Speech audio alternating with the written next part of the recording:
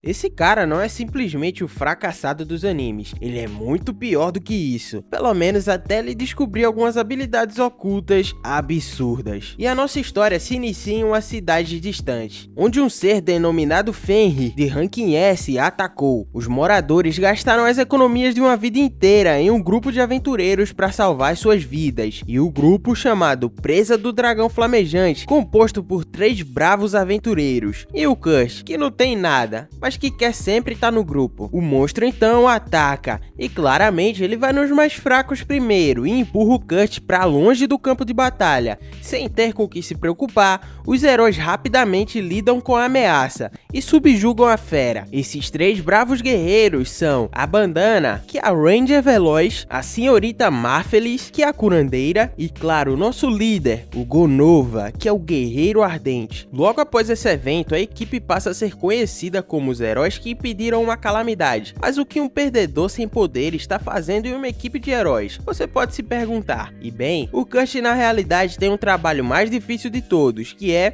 fazer as tarefas domésticas dos heróis enquanto eles saem para salvar o mundo. Basicamente ele é um dono de casa. Então, sempre que os heróis não estão satisfeitos com a comida, eles pedem pro Kurt fazer alguma coisa melhor para eles. Entretanto, dessa vez, a Bandana menciona que essa vai ser a última vez que eles vão comer a comida do Kurt, pois o líder deles, o Gonova, decidiu que vai demitir o Kurt. Aparentemente, ter habilidades culinárias não é o suficiente para fazer parte da equipe desses heróis, e o Kurt é tão incompetente que ele não consegue nem mesmo derrotar um slime sozinho. Os heróis também têm outros motivos. Eles querem se tornar ainda mais forte, e para isso precisam recrutar um mago, já que eles não têm um em seu grupo. Mas como as leis desse mundo restringem que eles tenham mais de 4 membros em sua party, eles não têm outra opção a não ser deixar o Kurt ir embora. O Kurt implora pro Gonova para reconsiderar, mas em vez disso ele leva um chute no estômago. Nenhum dos heróis tem pena dele. E com isso o Kurt está oficialmente desempregado. E agora sem emprego, tomara que o menino Kurt não siga os passos do Kurt Cobain e parta dessa para melhor. De qualquer forma, ele não tinha mais para onde ir, e o Kurt volta para a cidade em busca de algum trabalho, e visita um lugar chamado Hello Hello Workstation. Lá ele é recebido por uma recepcionista um pouco excêntrica, que coleta suas informações e faz um teste de aptidão para ver se ele é forte ou se tem algum talento oculto. Normalmente o rank vai de D até SSS, mas quando o resultado do Kurt chega, ele é revelado que ele obteve uma pontuação G em todos os testes, o que confirma que ele não tem nenhuma habilidade para combate. Isso é bem constrangedor, mas a recepcionista fala pro Kurt não se preocupar, pois ela afirma que tem alguns trabalhos comerciais, mesmo que ele seja um perdedor e não consiga fazer nada. Além disso, ela menciona que tem outros testes de aptidão que o Kurt pode tentar, como ferraria ou alquimia. Ela o incentiva a fazer esses testes, ao invés de só desistir. Infelizmente, os técnicos que precisa para fazer esses testes não estão lá. Eles estão de férias curtindo a vida, e o Kurt vai ter que esperar até a próxima semana para poder fazê-los. E meu Deus, como esse cara é azarado, nada na vida dele dá certo. Mas pelo menos quando a recepcionista fica sabendo que ele precisa de dinheiro para agora, ela decide designar para ele um trabalho de construção e o envia para uma cidade vizinha como operário para ajudar a construir muros na cidade. O Kurt parte imediatamente e se encontra com o recrutador, que fica super desapontado com o fato da estação de trabalho ter enviado um garoto tão desnutrido para ele, coitado. Mas como a equipe tá com pouco pessoal, ele não reclama muito e dá ao Kurt uma tarefa para fazer. Ele quer que o Kurt faça um cimento e depois conserte as paredes junto com ele. O Kurt decide usar sua mana para fortalecer o cimento, mesmo que o recrutador não tenha mencionado isso, e então começa a trabalhar. O recrutador volta após 3 horas e fica absolutamente abismado com o que o Kurt fez. Ele consertou 1/3 da parede oeste sozinho. E detalhe, o Kurt não tem nenhum equipamento, o que faz o recrutador se perguntar como ele conseguiu fazer essa tarefa, já que esse era um trabalho para levar muito tempo e muito pessoal, e o Kurt fez tudo sozinho. O Kurt explica como fez o processo, mas o recrutador não consegue entender muito bem, e nem a gente que tá assistindo. De qualquer forma, o Kurt é muito bom nisso, e o recrutador decide contratá-lo permanentemente e ainda dá uma boa quantia de dinheiro como pagamento, falando que ele recebeu um bônus por seu ótimo trabalho. Isso incentiva o Kurt a dar o melhor de si, e nos 3 dias seguintes ele consertou sozinho a parede oeste e a norte, mas ao invés de ficar impressionado e feliz, o recrutador fica muito irritado com o Kurt e vai lá e demite o garoto. Ele explica que esse reparo nas paredes tem o objetivo de dar trabalho para outras pessoas que estão com dificuldade financeira, e que se o Kurt continuar trabalhando lá, não vai sobrar emprego para ninguém porque o cara é muito bom. O recrutador acredita que o Kurt tem habilidades de trabalho nível SS, por isso aconselha ele a buscar um emprego na capital e manda embora com o pagamento do dia. O Kurt não entende muito bem se o feedback do recrutador foi genuíno ou foi só uma bajulação, então ele volta para a estação de trabalho em busca de orientação da nossa querida recepcionista. Os técnicos ainda não chegaram, então ele vai ter que esperar mais alguns dias antes de fazer o seu teste. Mas uma oportunidade de emprego aparece, pois a Yulicia precisa desesperadamente de alguém para ajudar ela. O Kurt se aproxima da Yulicia, dizendo que costumava escavar minas antigamente, mas ela não quer contratar uma criança magra e indefesa. Ela fala que queria um anão forte, mas o anão custa 10 moedas de prata, que a Yulicia não tem. Então, ela decide contratar o Kurt para esse trabalho. Quando o Kurt vai embora com a Yulicia, a recepcionista verifica e descobre que o Kurt tem que receber um pagamento. E o pagamento é de 200 moedas de ouro pelo trabalho que ele fez lá na construção. Ela se pergunta como isso é possível, é muito dinheiro, e acaba tropeçando na pilha de saco de areia, usado para medir a quantidade de mana que uma pessoa possui. A colega dela explica que quanto mais mana uma pessoa tiver, mais pesado esse saco vai ficar, mas o problema é que ninguém nunca foi capaz de ativá-los 100%, então ela considera que esses sacos são inúteis e manda a recepcionista levar lá pra fora. Enquanto a recepcionista tenta pegar esses sacos, ela vê que ele ficou bem mais pesado, e nisso ela lembra que o Kurt tinha levantado uma delas antes, e ela percebe que ele possui uma quantidade absurda de mana. Enquanto isso, muito tempo se passa, enquanto Kurt e o Licia viajam para as montanhas. Quando o sol se põe, os dois vão até o acampamento dela, e lá tem só uma barraca, então ela diz pro Kurt para compartilhar a barraca com ela durante a noite. E o Kurt recusa, dizendo que vai ficar muito desconfortável ficar tanto tempo com uma mulher tão bonita como ela. E caramba, eu não esperava isso dele. Ele tem bastante atitude, hein? Ele até menciona de forma sutil que nunca viu alguém tão bonito quanto ela, nem mesmo depois de ter viajado o mundo inteiro. Isso faz a Yulicia ficar bem corada. Ela acha que ele só tá tentando puxar o saco dela, já que ela mesma não se considerava tão bonita assim.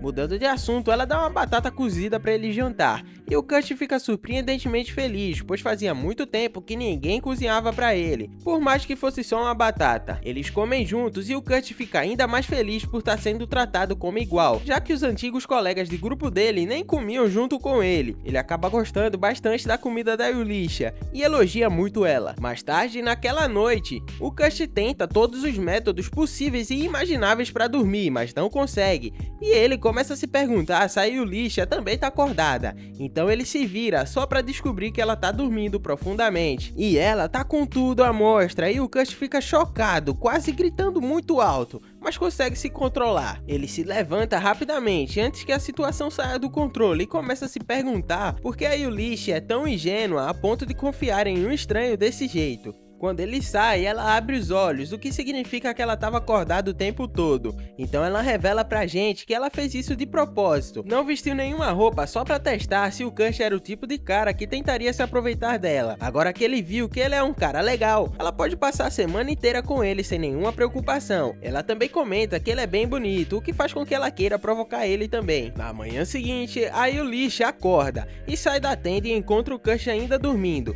e percebe que ele passou a noite toda na natureza. Ela repara que a sua roupa, que estava por perto com o botão quebrado, agora está consertado, o que faz ela se perguntar se não contratou a pessoa errada para esse trabalho, já que ele parece ser muito moleque para trabalhar como mineiro. Mesmo assim, ela acorda ele, falando para ele se preparar, já que agora eles vão se aventurar nas montanhas novamente. Ela também fala que eles precisam minerar o suficiente para conseguir pelo menos 10 ouros antes do fim de semana. O Kurt pergunta se ela já decidiu onde eles vão cavar, mas ela responde que ainda não, mas prefere um lugar perto do acampamento deles. O Kurt não acha que sair cavando por aí aleatoriamente seja uma boa ideia, já que as chances de encontrar um minério raro ou qualquer minério são muito baixas. Então Kurt assume a responsabilidade de encontrar um lugar adequado. Após explorar a área, o Kurt encontra uma pedreira e começa a cavar. Em poucos minutos ele encontra uma rocha, que segundo ele tem minérios. Ele quebra a rocha usando o lado oposto do martelo, revelando que tem vários cristais e pedras preciosas dentro dela. Cada um desses cristais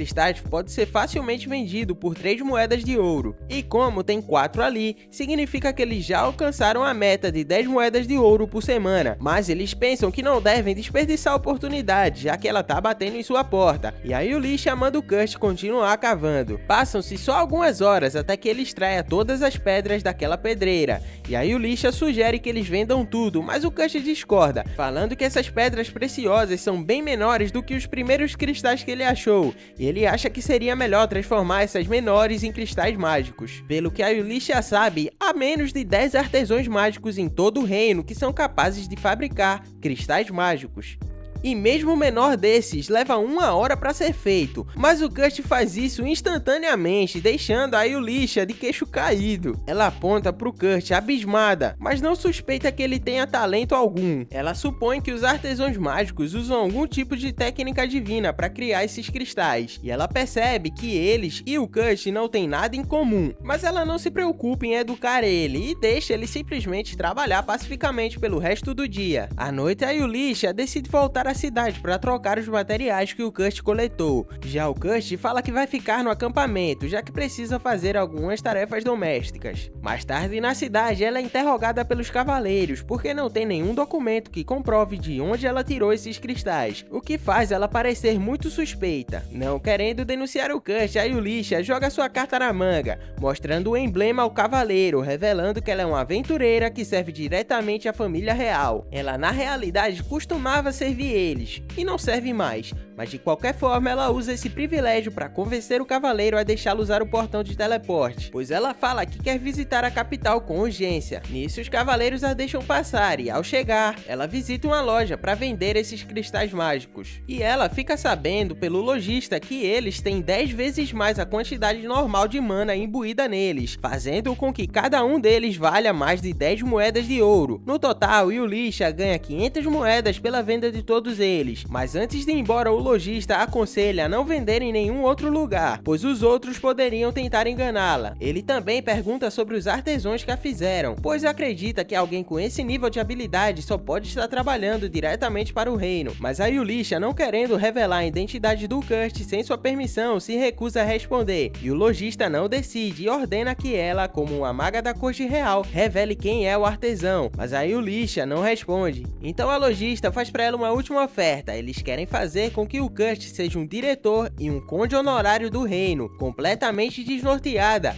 a Yulisha sai e corre em direção à estação de trabalho, colocando as suas mãos sobre o balcão e exigindo resposta da recepcionista, perguntando quem diabos é esse cara, e abusando de sua autoridade, Yulisha puxa informações sobre o passado do Kurt, que não consegue acreditar em seus olhos quando vê que ele obteve uma nota G em todos os seus testes de aptidão. De qualquer forma, ela entrega os 500 de ouro à recepcionista, instruindo-a a depositar na conta do Kurt. Antes de sair, ela também a proíbe de divulgar qualquer informação sobre o Kurt para alguém. A Yulisha então volta pro acampamento e descobre que o Kurt de alguma forma transformou o local inteiro em uma casa de fazenda em menos de um dia. Enquanto isso, o grupo do Gonova está na natureza pela primeira vez, após expulsar o Kurt de sua party, e parece que eles já encontraram quem precisava. Nenhum deles está tão bom como antes. Após a saída do Kurt, aparentemente, eles estão performando muito pior, porque de alguma forma, inconscientemente, ele estava carregando a party nas costas o tempo todo. A curandeira não é mais capaz de curar alguém por conta da sua estranha falta de mana, e o líder, o Gonova, se volta pro seu mago recém-contratado, ordenando a ele que ele use um feitiço de fogo ou qualquer coisa do tipo para matar o monstro árvore. Mas o novato se opõe, dizendo a Gonova que é ele quem deveria lidar com magia de fogo. Enquanto todo o grupo começa a discutir e gritar uns com os outros, a bandana fica em silêncio lá no fundo, sorrindo como um vilão,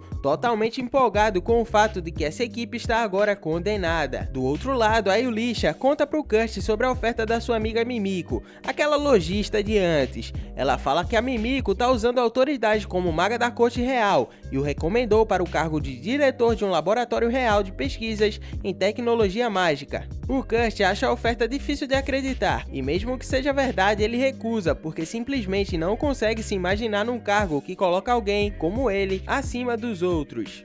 Além disso, uma parte dele ainda quer voltar para o seu antigo grupo de aventureiros, o Dragão Flamejante. Fora isso, o trabalho dele como mineiro com a Yulisha tá indo muito bem, então ele não vê motivo para mudar. De qualquer forma, a Yulisha não conta pro Kurt quanto de ouro eles ganharam com a venda do cristal mágico. Ao invés disso, ela o incentiva a extrair ainda mais minérios para ela. O Kurt fala que encontrou outro lugar bom nas redondezas e se levanta para ir embora, mas a Yulisha o impede, insistindo que ele fique e descanse, pensando que ele ficou acordado a noite inteira construindo a casa. Só que o Kurt comenta casualmente que já tinha dormido 6 horas, e a Yulisha fica sem palavras. Ela não consegue acreditar que ele conseguiu fazer toda aquela estrutura em tão pouco tempo.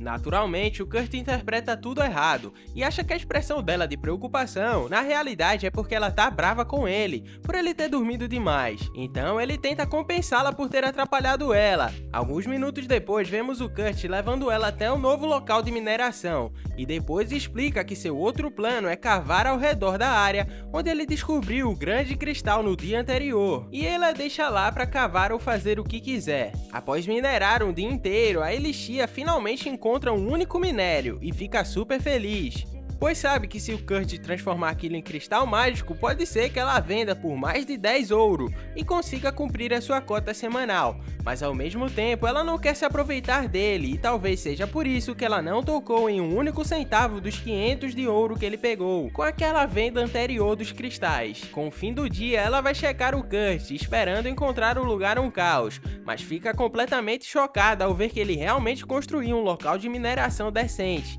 Ela entra na mina, finalmente aceitando que o Kurt tá usando o hacker para sobreviver, porque não tem como esse cara fazer tudo isso em tão pouco tempo. Ele é simplesmente roubado demais. Mas mesmo assim, ela não consegue conter suas emoções depois de ver que ele foi além das suas expectativas. Ela pergunta a ele como foi o seu dia e ele responde, dizendo que não teve um bom desempenho hoje, afirmando que extraiu apenas pequenos fragmentos do minério que ele estava buscando. Ele também mostra a ela uma pilha de pedras brilhantes inúteis, que ele acha que não tem valor nenhum. Mas quando a Yulisha percebe que todas essas pedras são minérios de mitril, ela pergunta ao Kurt se ele tá louco ou alguma coisa assim, e o Kurt responde que não sabe o que tá dizendo, já que na aldeia dele, eles costumavam colher toneladas de mitril, mas não tinham nenhum uso real para isso, então jogavam tudo fora sempre. A Yulisha não consegue entender de que tipo de vilarejo estranho e idiota o Kurt veio, mas ela também tá interessada no mesmo, e no mitril que ele extraiu, porque esses minérios são muito valiosos, eles são mais valiosos até do que ouro ou até mesmo platina.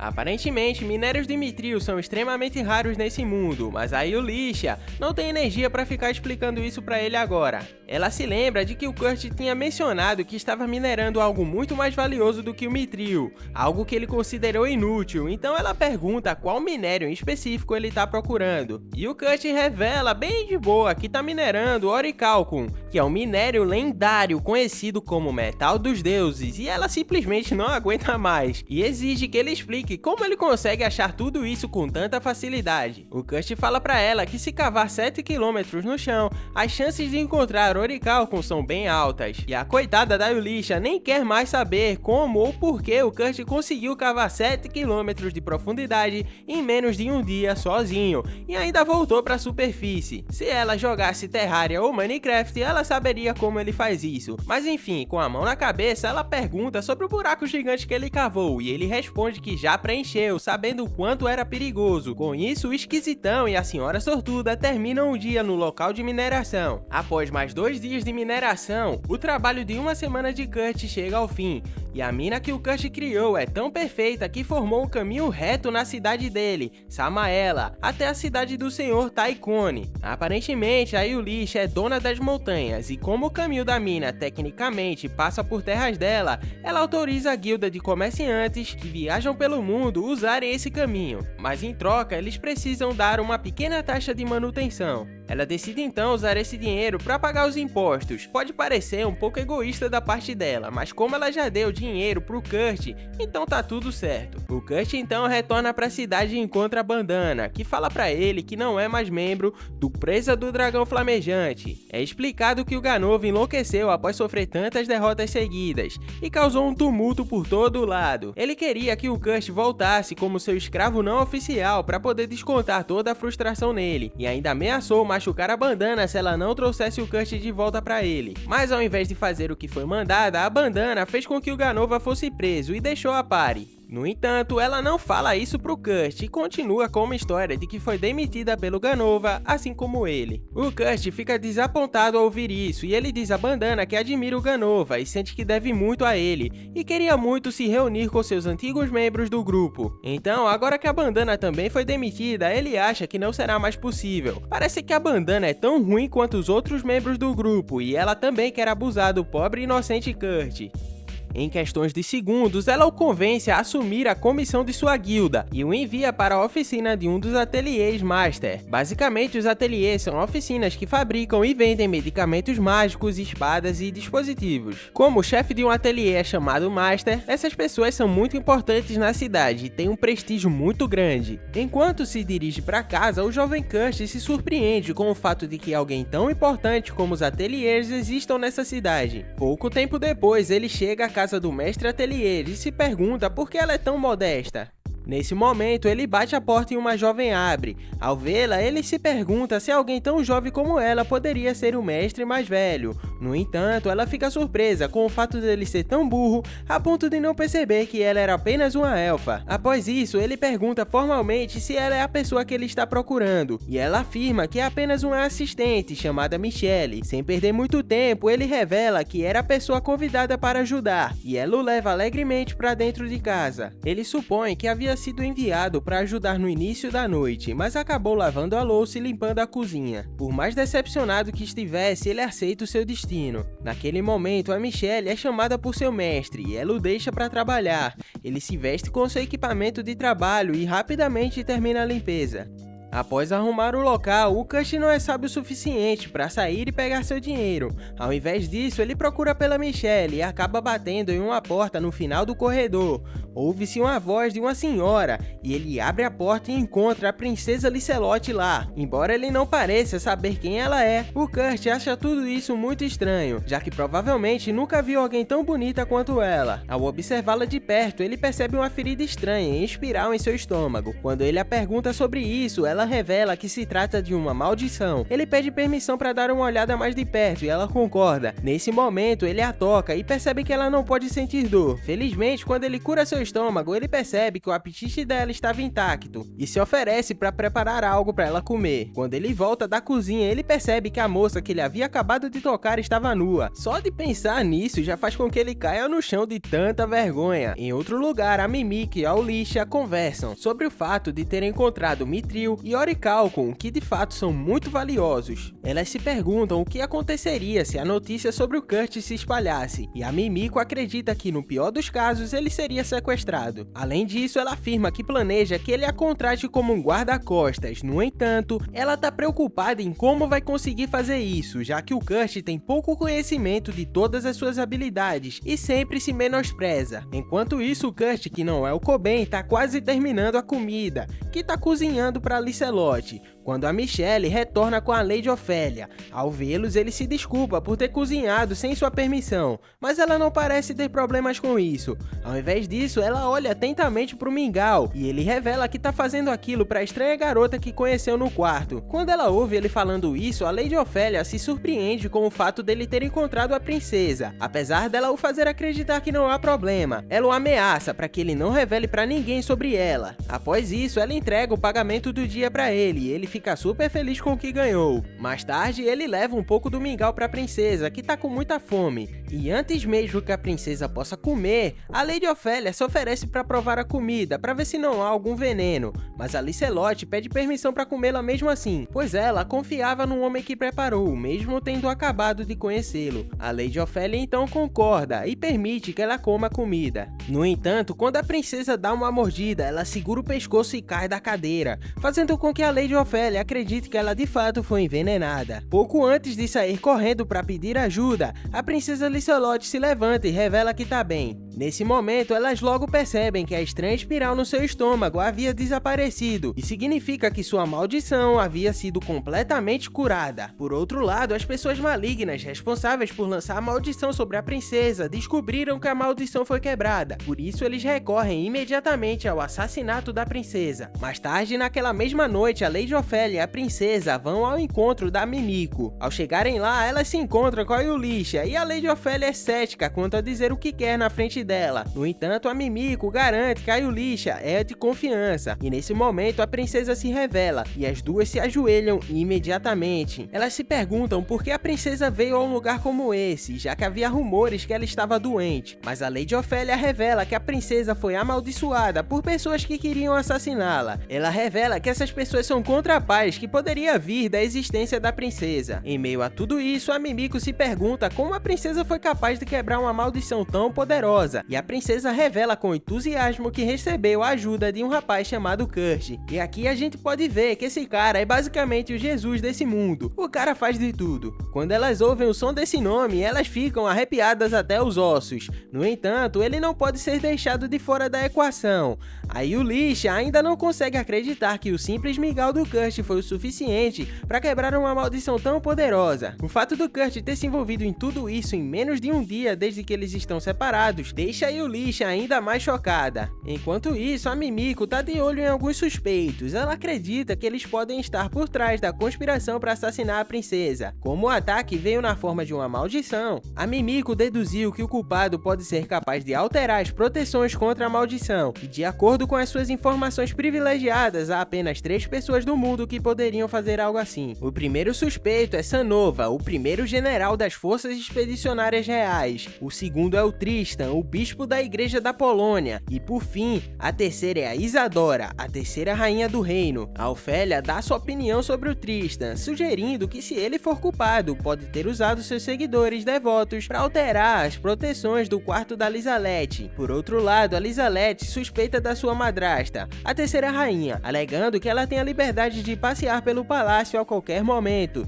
e poderia facilmente ter entrado sem ser notada. No entanto, nenhuma delas suspeita do general Sanova, já que ele não tem habilidades mágicas, mas a Yulisha discorda, apontando que o Sanova tem laços profundos com a Guilda dos Ladrões, um grupo conhecido por reunir informações privilegiadas. Ele poderia ter usado a ajuda deles para bagunçar as proteções, sem nenhuma maneira clara de identificar o culpado. A Ofélia sugere que eles montem uma armadilha, criando um falso ateliê, uma oficina que será dirigida por um falso mestre de ateliês. Acontece que a Elizabeth acabou de fazer 15 anos, o que nesse mundo a torna uma adulta. Por tradição, ela deve deixar o palácio para treinar por 1 ano, então Ofélia planeja enviá-la para esse falso lugar, e eles tornarão público o que ela estará treinando lá.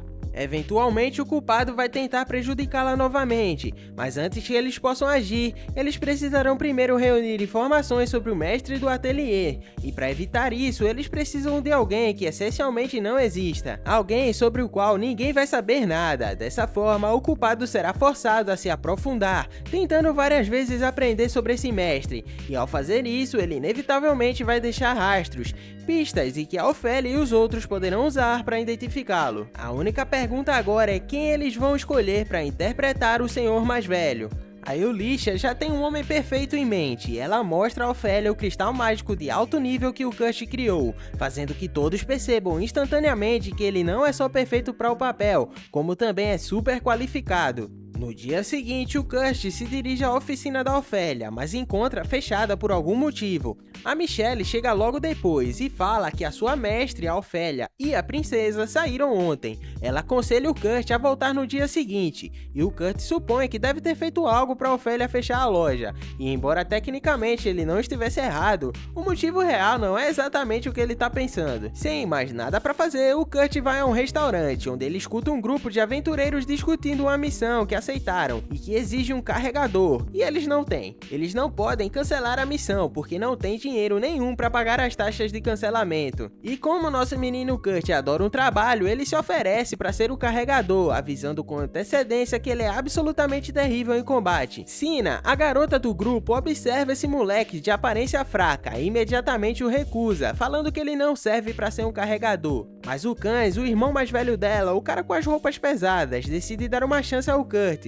e lhe conta mais sobre seu trabalho. Aparentemente, eles estão indo caçar os monstros chamados Golem de Ferro, que são extremamente pesados, então sim, eles precisam de alguém com muita força para conseguir carregar esse tipo de carga. O Kurt afirma que pode suportar esse peso sem problemas, e para provar isso, ele levanta casualmente o Danzo, que é o samurai, e o Kans, que é o tanque, como se fossem sacos de farinha. Essa demonstração garante ao Kurt um emprego e vários aplausos do restaurante, e logo após isso o grupo parte. No caminho, Kurt é formalmente apresentado aos outros. Suas interações gentis e saudáveis o pegam de surpresa, de uma forma positiva. Ele nunca havia sido tratado tão calorosamente antes, e isso motiva a dar tudo de si. Por fim, eles chegam à área onde vivem os golems de ferro, mas antes que algo aconteça, o Kurt pisa em um slime e começa a gritar igual uma menininha. A Sina fala pra ele parar de exagerar, que era só atacar o núcleo do slime, mas a mira do Kurt é tão ruim que ao invés disso ele enfia a faca em seu próprio joelho. Isso faz com que a Sina perceba que esse cara não é apenas ruim de combate, ele é terrivelmente ruim, e ela acaba com o slime pra ele. Mas, surpreendentemente, nem a Sina, nem o Danzo e nem o Kans ficam bravos. Em vez disso, eles ficam mais alertas, claramente prontos para protegê-lo do perigo. O Kurt não consegue acreditar que não tenha sido repreendido ou esbofetado por ter feito besteira, e aos poucos ele começa a perceber que talvez seu último grupo realmente fosse formado por pessoas terríveis. De qualquer forma, eles se dirigem ao covil dos golems. A Sina espalha musgo luminoso por todo o local para iluminar, e o Kurt encontra cocô de goblin nas proximidades, o que significa que a caverna não abrigava apenas golems, mas também goblins à espreita. O Kans fala pro Kurt não se preocupar, dizendo que eles podem lidar com alguns goblins sem problema, mas eles se aprofundam na caverna, que começa a parecer cada vez mais como uma masmorra. O Kurt percebe algo estranho nas paredes, mas antes que ele possa investigar, um goblin aparece. O Danzo imediatamente o corta com precisão de samurai, mas o som atrai uma horda inteira de goblins diretamente para eles.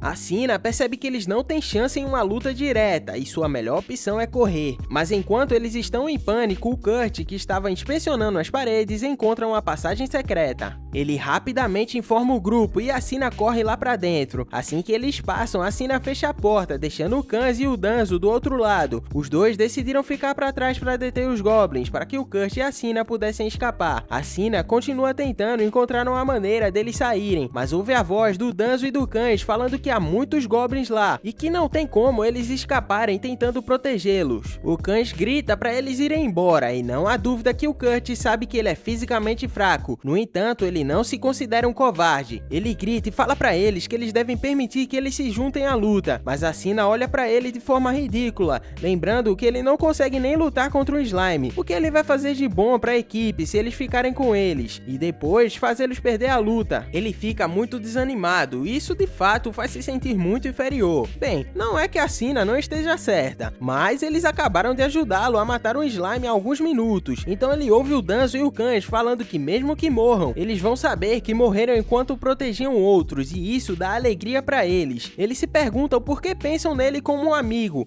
mas ele fica feliz com isso. A Sina tenta encontrar uma maneira de sair da parede pra eles, e ao lançar sua magia, ela revela 3 golems dragão de ferro diferentes. Ela cai de bunda no chão imediatamente, enquanto vislumbram a morte. A Licelotte e a Eulícia estão do lado de fora procurando por ele. A Licelotte, por sua vez, está animada para ver o homem que lhe deu a vida de volta e elas entram na guilda. Elas ficam chocadas ao descobrir que ele seguiu a equipe para lutar. A Eulícia sabe que a montanha específica em que entraram está repleta de vários goblins e que há pouca chance de sobrevivência para eles. Ela diz a Licelotte para ficar para trás e deixá-la sozinha, para que ela possa se concentrar em encontrar ele. Mas a Licelotte Licelotte se recusa, porque ela deixaria passar a chance de ser a salvadora de alguém que também a salvou. Então a Licelotte corre com a Yulisha em direção à montanha, fazendo o possível para seguir as pegadas, tentando entender exatamente onde eles podem estar na montanha. Quando os passos nas rochas somem, ela usa o seu olfato aguçado para captar o cheiro dele na montanha. Isso deixa a Yulisha com apenas um pensamento: o fato da Licelotte conhecer tão bem o cheiro dele significa que eles já estiveram muito próximos. Enquanto as duas garotas procuram por ele, a Sina tá caída no chão, falando suas últimas palavras. Ela pede desculpas ao Kurt por ter arrastado ele para essa aventura, mas o Kurt fica confuso, sem entender por que ela tá tão emocional. Ele fala que não tem nada de perigoso ali, que eles podem simplesmente abrir um caminho para fora. Sem falar mais nada, o nosso amigão Kurt já parte para ação. Usando todas as suas habilidades, ele acerta a cauda do primeiro golem. Após isso, ele volta e caramba, o golem já cai direto no chão. Com uma simples adaga, o Kurt acaba com todos os golems. Quando a Sina ainda tá sentada no chão, com expressão de choque, ele ignora totalmente e diz que aquilo não é nada demais, que ele já tá acostumado a minerar os golems. Porém, mesmo sendo ignorante em relação a si mesmo, ele é super consciente dos outros, e isso fica claro ali, no meio do choque da Sina ao ver que ele é tão poderoso. A Yulisha chuta a parede e entra. Ela fica admirada quando a Sina conta tudo o que aconteceu. O Kurt sai no meio dos goblins mortos, segurando a Yulisha com força, implorando para que ela salve o Danzo e o Kans. Ele afirma que a razão pelo qual eles estão nessa situação é porque ele é um inútil. Porque, vendo tudo que ele fez, a Yulisha se lembra de um mito que ouviu falar sobre um aventureiro de nível S em particular. E aí ela começa a se perguntar: será que esse é o aventureiro que todo mundo estava esperando? A Licelotte também chega e o rosto dela se ilumina só de ver o Kurt. Eles garantem para ele que o Danzo e o Kans estão bem e que ele não precisa mais se preocupar. Toda a equipe então se reúne e o Danzo e o Kans agradecem a Yulisha por terem vindo salvá-los. Ela revela então sua verdadeira intenção. Ela quer abrir um novo ateliê e quer que o Kurt trabalhe com ela. Ela sabe que o Kurt não acredita que é tão bom assim e que talvez vá recusar a oferta, então ela já manda logo que ele foi recomendado pela Ofélia. Isso faz se sentir bem com a ideia de aceitar, mas ele também não quer abandonar a nova equipe que acabou de se juntar. Mas aí o Kans puxa ele de volta para a realidade, falando para ele porque ele vai deixar uma oportunidade tão incrível para ficar com eles. Ao ver que ele se sente familiarizado com a equipe, a Yulisha oferece aos outros a oportunidade de se juntarem aos ateliês também. Antes de ir embora, ela diz ao Kurt que ele não mediu sua habilidade, e como ele vai se juntar ao ateliê, eles precisam medir sua habilidade. Enquanto isso, a equipe de segurança sai para comemorar sua nova nomeação. O Kurt encontra a Mimiko para o seu teste, e a Mimiko tá bem animada por ser a pessoa que vai testar o Kurt. Após terminar o teste, a Yulisha vem pedir o resultado, e sim, é exatamente o que todo mundo estava pensando. Embora o resultado mostre que ele é classificado como ranking B em culinária, limpeza e mineração, e como C em outras habilidades, o ranking mostrado pela Halo, que mostra os aventureiros de rank S, revela que a verdadeira classificação dele, na realidade, é SSS em todas as habilidades e poderes, inclusive em sua magia. O rank dele é superior até o da Mimiko. A Mimiko admite se outra pessoa souber das habilidades dele, ele vai estar em risco e vai poder ser morto a qualquer momento, então é melhor não contar isso pra ninguém. De qualquer forma, a Kishel ouve esse grande resultado e tampa os ouvidos com força. O grupo então se dirige a uma carruagem de alta velocidade que a Yulisha providenciou usando a autoridade especial do Ateliê Master. Eles até tinham a opção de usar pedras de teleporte, mas de acordo com a Licelotte, a cidade para onde eles estão indo não tem pedras, porque é uma cidade de fronteira bem remota e isolada. De acordo com a Yulisha, essa cidade era originalmente uma base militar, feita para afastar demônios que vivem logo depois da fronteira. Por isso, essa cidade ainda é muito importante como linha de defesa de frente do reino contra demônios, e o grupo tá indo pra lá para fazer parte do ateliê que foi construído recentemente nesse lugar. O Kans ainda não acha que ele ou qualquer outro membro do grupo sejam dignos de trabalhar nesse ateliê, mas a Yulisha garante para eles que eles são mais qualificados para esse trabalho do que qualquer outra pessoa. A Sina tá bem quieta e meio chateada porque ela não tá em sintonia com seu irmão e com o Danzo, mas ela não fala nada, pois não quer quer se separar do grupo. De qualquer forma, o Kanji pergunta sobre o Ateliê Master, com o qual eles vão trabalhar, e essa pergunta deixa a Lucia meio confusa, já que o Ateliê Master é falso, e aí ela dá uma resposta bem vaga, que não responde nada de concreto de fato. A Sina percebe como a Lucia se comporta de forma estranha sempre que tentam tocar nesse assunto do Ateliê Master, e começa a desconfiar dela, suspeitando que ela esteja tramando alguma coisa ruim. Pouco tempo depois deles chegarem na cidade, o Kurt se dá conta de que se trata da mesma cidade em que trabalhou como operário da construção civil, antes de ser demitido por ser bom demais nisso. Ele percebe que não teve muito progresso desde que ele foi demitido, mas supõe que os trabalhadores estejam usando algum método que leva mais tempo. De qualquer forma, a Lucia leva o grupo até o local do ateliê, que na real é só um terreno vazio. Ao perceber que o grupo tá meio confuso, a Lucia explica que a construção do ateliê vai ser concluída em breve, e que até lá eles vão ter que ficar hospedados em um hotel próximo. Ela não quer perder tempo contratando trabalhadores comuns para construir o ateliê e pede pro Kurt fazer isso, já que ele literalmente consegue construir qualquer coisa em menos de um dia. No entanto, o Kurt acha que ela tá exagerando nas expectativas e fala que, embora ele tenha conseguido construir uma cabana de madeira, ele não consegue levantar um ateliê inteiro em tão pouco tempo. Todo mundo então apoia o Kurt, porque normalmente leva meses para construir casas decentes do zero, mas o pessoal fica em choque quando o Kurt fala que só precisa de 3 dias para concluir o ateliê.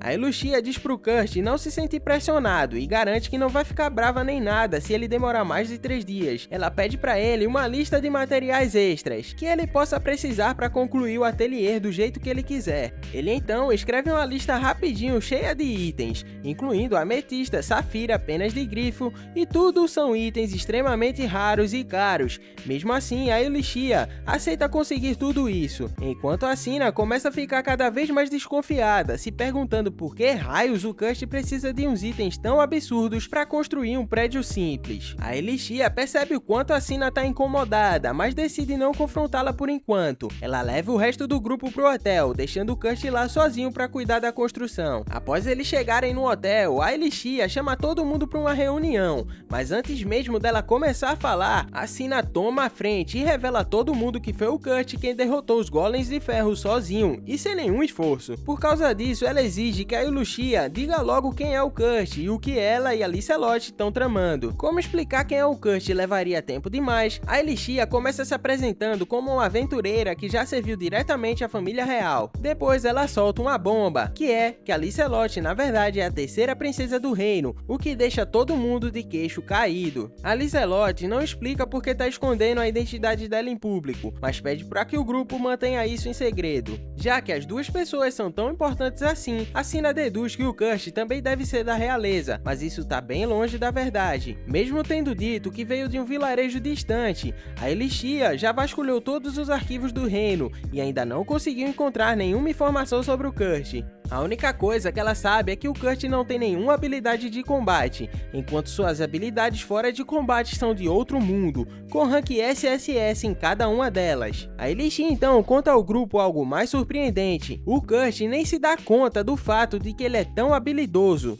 Então, eles esconderam dele sua verdadeira classificação, dando a informação falsa para eles de que suas habilidades são de nível B no máximo. Ela também revela que pretende fazer o Kurt ser o mestre do ateliê, mas manteve isso em segredo dele. A Sina não entende porque a Lucia está enganando o garoto dessa maneira e acredita que o Kurt deveria saber a verdade, mas Lucia tem certeza de que mesmo que ela contasse a verdade ao Kurt, ele não acreditaria nela. Ela também quer manter suas habilidades em segredo para protegê-lo daqueles que poderiam tentar explorá-lo ou prejudicá-lo de alguma forma ao perceber o quanto ele é ingênuo. No entanto, a Sina acredita que ela já está explorando os talentos de Kurt e implora ao irmão para que também defenda o Kurt. O Kanji então acalma a Sina e continua ouvindo o que a Lucia e a Licelotte têm a dizer. A Licelotte continua revelando sua história de como o Kurt acabou com sua maldição apenas cozinhando um mingau para ela. Ela também revela que um certo grupo está atrás de sua vida e por isso que eles escolheram essa cidade rural para o ateliê, na esperança de que alguém acabe pegando os criminosos nos bastidores. Eles acreditam que o Kurt é puro demais e ajudaria qualquer pessoa sem pensar 2 vezes, e por isso não queriam sobrecarregá-lo contando a ele a verdade. Por causa desses motivos, a Lucia quer proteger o Kurt de todo mundo e pede ao Kanji, o Danzo e a Sina que unam forças para protegê-lo também, mantendo tudo em segredo. O Danzo e o Kan já consideram o Kurt seu amigo, então concordam, enquanto a Sina ainda tem dúvidas, pois faz apenas um dia que ela conheceu o Kurt. Mas quando a Ilishia revela que ela assumiu todo esse fardo sozinha depois de conhecer o Kurt há apenas 6 dias, a Sina percebe a gravidade da situação e vai embora, falando que precisa de um tempo para pensar. Ela volta para o lugar onde o Kurt estava e fica absolutamente abismada ao descobrir que ele já cavou e preparou os alicerces para a construção, quando só se passou apenas uma hora. O Kurt não acha surpreendente falar que um nível B como ele poderia fazer tal coisa, quando na verdade ninguém nível B conseguiria fazer isso. A Sina também fica sabendo que na cidade natal do Kurt todos são muito rápidos, e por isso o Kurt se considera bastante lento, deixando a Sina embasbacada com a origem desse cara. Sentindo um peso na consciência, a Sina pergunta ao Kurt se não incomoda o fato dele ter que trabalhar tanto para os outros. O Kurt afirma que na verdade isso faz se sentir feliz e importante, agora que os seus amigos o valorizam. Ele conta pra ela sobre a época em que foi considerado inútil e expulso de seu grupo de aventureiros anterior, portanto ele tá feliz que agora pode provar que é útil, e suas palavras fazem a Sina perceber que o Kurt realmente é puro demais pra esse mundo, e ela finalmente entende porque a Ilishia quer protegê-lo. Assim que a reunião termina, o Danzo vai se encontrar com uma mulher estranha. O Danzo sabe que não há como eles terem sido enviados pra uma masmorra com vários monstros à toa, e que algo deve ter dado errado. Bem, as suspeitas dele estão certas. A informante fala pra ele que um homem chamado Bibinock, e também apelidado como Homem de Mil Faces, é o responsável por isso. Como negócio, o Bibinock registra aventuras malucas numa lista, chegando até mesmo a convencer aventureiros a participarem das missões. Ele tem como alvo grupos que foi pago pra destruir, e dessa vez alguém deve ter lhe pago pra destruir o grupo Sakura, e foi por isso que ele listou essa aventura. O Danzo então agradece a informante e apaga. Embora os pensamentos do Bibinock de que eles morreriam não tenham se concretizado, o Danzo tá furioso por alguém ter pensado em fazer isso com ele. Por isso, ele pensa imediatamente em se vingar. Por outro lado está o Bibinock, que tá em um bar, tentando flertar com uma senhora que não tá dando atenção nenhuma pra ele. Ele se senta irritado com o fato de que a única razão pela qual ele está sem dinheiro no momento é porque o grupo Sakura não morreu, e ele não sabe como eles sobreviveram, e até foi informado de que agora eles estão trabalhando sob o comando da princesa. Cada parte do sucesso deles o deixa irritado, mas ele se sente encorajado por uma coisa: o fato de que derrubá-los enquanto ele está trabalhando para a princesa vai ser ainda mais divertido. Sem que ele saiba, o Danzo tá logo atrás dele, e o Danzo comenta e pergunta se ele tá tão animado com a realidade de derrubar o grupo, e o Bibinock sorri. Quando ele se vira e vê o Danzo, ele fica chocado e dá um pulo e começa a correr. Enquanto corre, o informante usa um cordão para fazê-lo tropeçar. Ele cai e o Danzo alcança, e ele tenta implorar ao Danzo, alegando que é um amigo e que nunca o colocaria em risco. O Danzo não tá nem aí pra ele puxa a espada e coloca no pescoço do cara. Mesmo antes do Danzo atacar, o homem já tá congelado no chão, e sem dúvida ele tá quase se mijando de medo. O Danzo então avisa: não te vejo como amigo, e da próxima vez que você tentar atacar os meus amigos, essa espada vai te atravessar. Após isso, o Danzo vai embora, mas esse homem covarde continua jogado no chão, e sinceramente, o pior tipo de vilão é aquele que não aguenta o próprio jogo. O informante queria que o Danzo tivesse matado o Bibinoca, assim ele teria o eliminado e tirado qualquer tipo de obstáculo do caminho. Ele então faz o sinal para os dois homens levarem o Bibinoca embora. Depois disso, ela vê uma mensagem do chefe por meio de um pássaro, e de repente decide que precisa visitar a aldeia do Kurt. Uma mulher estranha aparece congelada, mas a gente ainda não sabe quem é ela, mas provavelmente com o tempo vai ser revelado. O grupo então volta pro ateliê que o Kurt estava construindo, e o que eles veem deixa todo mundo chocado.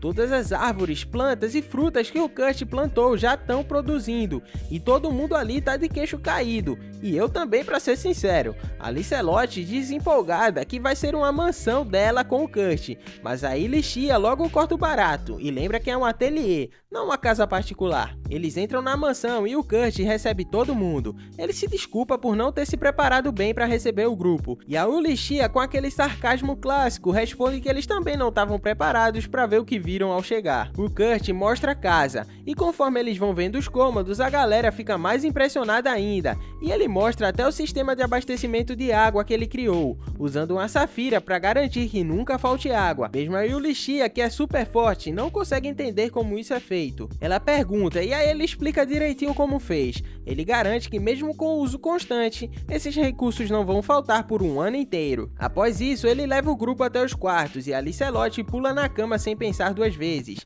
Ele revela que a cama foi feita com penas de grifo, mas a Licelotte comenta que a cama tem o cheiro dele e o resto do grupo tenta dar uma segurada nela. Por fim, ele leva todos até a última parte da casa, o escritório do mestre Atelier. Ele pergunta para Yulichia quando o mestre vai chegar, mas ela não quer revelar que o mestre é ele mesmo. Então, ela só responde que o mestre está chegando. Quando perguntam sobre o seu quarto, Kurt diz que é apenas um faxineiro e que vai usar a cozinha para descansar quando precisar fazer uma pausa. Meu amigo, esse garoto é realmente um maluco. O grupo então grita com o Kurt, com razão, e pede para que ele use o quarto do mestre do ateliê enquanto o mestre não volta. Ele não aceita e todo mundo fica tentando convencer ele por umas 2 horas. Quando ele finalmente aceita, fica lá por um curto período. Todo mundo já tá exausto de tanto insistir. Aí o Yulichia se lembra que a Licelotte continua sendo uma ameaça para as maldições. Ela pergunta se ele poderia colocar alguma magia para afastar as maldições na casa, mas ele não tem esse poder. Mas felizmente, ela tem alguns talismãs que foram dados pela Mimiko, então naquela noite ela dá uma volta pela casa para colocá-los. Ela decide colocar vários deles no quarto da Licelotte para protegê-la. Quando ela faz isso, a Licelotte acha que é o homem dos sonhos dela que está se esgueirando por ali. Ela sai toda animada, mas fica totalmente desapontada ao ver que é só a Yulichia. E a Yulichia também fica desapontada com o fato de que a Licelotte está pensando em algo assim. No dia seguinte, a Licelotte se veste de forma sedutora e vai até a cozinha, onde encontra o Kurt segurando pratos para ajudar com a refeição. Quando a Yulichia entra, se decepciona de novo. Ela acha que ainda vai se decepcionar muitas vezes. Os outros acordam e sentem o cheiro de pão recém-assado. O Kurt construiu um forno na casa para servir pão e chá todos os dias. Ele prepara o café da manhã para todo mundo e quando eles provam cada mordida, ficam maravilhados. Só que ele não tá na mesa. A Yulichia descobre que ele saiu para limpar todos os talismãs que ela tinha colocado na parede. Ela corre até lá para tentar impedi-lo, mas ele já tinha limpado tudo, menos um, que ele estava limpando naquele momento. Ela fica espantada porque a Mimiko tinha dito que os talismãs não podiam ser limpos. Agora ela ainda precisa explicar pro Kurt como aqueles talismãs foram parar ali. Ela mente dizendo que foi coisa dos rabiscadores, e o Kurt, do jeito que é, acaba acreditando nela. O problema dela é como ela vai proteger a Licelotte agora das maldições, até que a Mimiko chegue, o que vai acontecer em apenas alguns dias. Enquanto isso, o Tristan expulsa Marlefes da igreja da Polônia. Ela é aquela curandeira do início do anime. Ele fala que ela é uma mulher de família e que o grupo de aventureiros dela teve muito fracasso e que causou muita violência. Para piorar, o líder do grupo, o Gonova, agora virou um criminoso e o Tristan não pode permitir que alguém ligado a um grupo tão infame continue fazendo parte da sua igreja da Polônia. A Marlefes suplica desesperadamente para o Tristan, admitindo que usou magia do relâmpago dentro de um restaurante, mas argumenta que só fez isso para punir os donos do restaurante que serviram uma comida ruim. No entanto, como Marlefes tem sido uma maga poderosa e um ativo valioso para a igreja, o Tristan oferece para ela uma última chance de retomar, dando para ela uma simples tarefa que, se ela concluir, ele promete dar para ela o posto de sacerdote. Ele serve um copo de vinho do Império Inimigo que se opõe à Polônia e pede a Marlefes para que o beba. Confiando nele, ela o faz, e o Tristan sorri como um demônio, mostrando a todos os seus 32 dentes de ouro. Após terminar o vinho, a Marlefes concorda com a tarefa, e com uma voz carregada de malícia, o Tristan ordena a ela que ela ajude a igreja no assassinato da terceira princesa, a Licelotte. Marlefes fica horrorizada. Ela não deseja se envolver em um ato tão vil e traiçoeiro, mas já é tarde demais. O vinho que ela bebeu estava amaldiçoado, a mesma maldição que consumiu a vida de Licelotte, até que o Kurt a salvou com seu ensopado mágico. Ela cai de joelhos em agonia, e então ela ouve o Tristan revelar toda a verdade. Ela agora está amaldiçoada e seu corpo rejeitará tudo, menos água, e em um mês ela vai morrer de fome. Somente o Tristan tem o poder de acabar com a maldição, e ele deixa claro que se ela quiser viver, deverá obedecer, sentindo-se totalmente traída e presa. E ela então é forçada a aceitar. E vemos então que ela é a mesma figura que a gente viu anteriormente, inconsciente dentro do círculo mágico, deitada, indefesa, diante do Senhor dos Demônios. E isso indica de alguma forma que o Tristan pode ser um demônio, ou o próprio senhor deles. De volta ao ateliê, a Yulisha se pergunta por que o inimigo parou de perseguir a Licelotte, ou de tentar amaldiçoá-la novamente. Ela suspeita que o inimigo ainda não encontrou sua localização, ou eles tentaram, mas falharam, porque o cozimento do Kurt tem neutralizado continuamente a maldição. Com essa questão resolvida, ela se concentra em sua próxima preocupação, a Mimiko, que já chegou à cidade ao lado da Ofélia, que está em um estado de alerta, atualmente ocupada, montando várias armadilhas para rastrear o inimigo. Enquanto o Kurt serve a comida, ele menciona casualmente que a Licelotte não precisa mais temer ser amaldiçoada, revelando que a mansão inteira agora funciona como uma barreira gigante, que reflete as maldições de volta para o lançador. Cara, qual que é o limite do Kurt? Meu amigo, o cara faz de tudo. É basicamente o Jesus desse anime. No entanto, como o Kurt não quer machucar ninguém, em vez de rebater a maldição com violência, o feitiço simplesmente faz com que o atacante brilhe.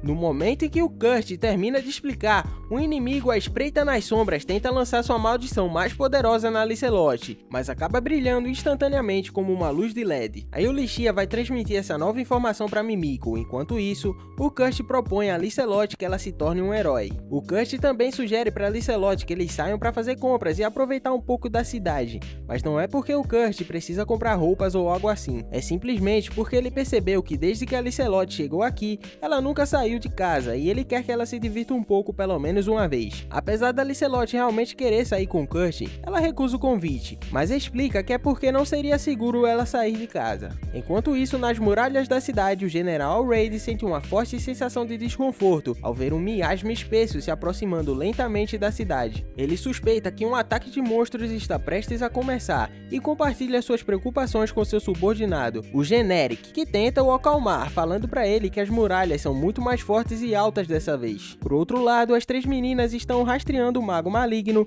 que tentou amaldiçoar a Licelotte anteriormente, mas infelizmente para elas não conseguem arrancar nenhuma informação dele, porque ele já tinha sido eliminado pelos próprios aliados. A Ofélia parece mais interessada nas habilidades do Kurt, já que o corpo do mago morto ainda está brilhando intensamente. Isso faz ela pensar que se alguém tão poderoso como Kurt se juntar à missão dela, eles podem acabar encontrando o inimigo em um único dia. No entanto, a Yulisha ainda não quer envolver o Kurt nessa confusão tão perigosa, então elas decidem lidar com isso por conta própria. A Mimiko se adianta para investigar a próxima área, instruindo firmemente que a Yulisha não pode deixar a Licelotte sair da mansão de jeito nenhum, porque agora elas sabem que o inimigo já está dentro da cidade. Nesse momento, o sino de emergência começa a tocar alto por toda a cidade, e o Generic e o Alraid ficam sabendo por um subordinado que houve um ataque de monstros. O esquadrão mágico ilumina rapidamente o lado de fora da muralha, revelando uma cena assustadora. Vários milhares de esqueletos mortos-vivos estão se aproximando da cidade, e a Mimiko também fica sabendo disso, usando sua magia de detecção espacial, e imediatamente desconfia que o cérebro por trás disso esteja mirando diretamente na Licelotte. Sem perder tempo, o Alraid se apresenta para defender a cidade na linha de frente e ordena que o Generic comece a evacuar os cidadãos imediatamente. O Generic quer lutar ao lado do Alraid, acreditando que as chances de sobrevivência serão maiores se todos enfrentarem os esqueletos juntos. Mas antes que eles possam se colocar em posição, os esqueletos de repente começam a se chocar contra as paredes e, do nada, desaparecem. A Mimiko recebe o estranho relatório de seus subordinados fantasmas e menciona isso para Yulisha, que instantaneamente se lembra de que foi o Kurt quem consertou as paredes do norte e oeste sozinho meses atrás, que talvez uma das habilidades de trapaça dele esteja causando esse fenômeno bizarro. De qualquer forma, isso é uma ótima notícia, até mesmo o Alraid começa a suspeitar que o garoto que consertou as paredes naquela época é o verdadeiro motivo por trás dessa reviravolta misteriosa. Por outro lado, é revelado que a Marlefis é quem está convocando os mortos-vivos, e ela já treinou toda a sua mana, mas o demônio ao qual ela está ligada ainda não está satisfeito com ela, e a força a continuar convocando mais mortos-vivos, usando os últimos requisitos do seu poder mágico. A Marlefis não consegue acreditar que é assim que sua vida vai terminar, e ela revela que o Tristan fez um pacto avançado só para assassinar a princesa, e agora esse mesmo demônio está torturando ela, forçando-a a invocar mortos-vivos incessantemente nas ruínas da floresta perto da cidade. Vendo como a guerra na cidade está ficando, a Yulisha percebe que precisa garantir que a Licelotte esteja bem.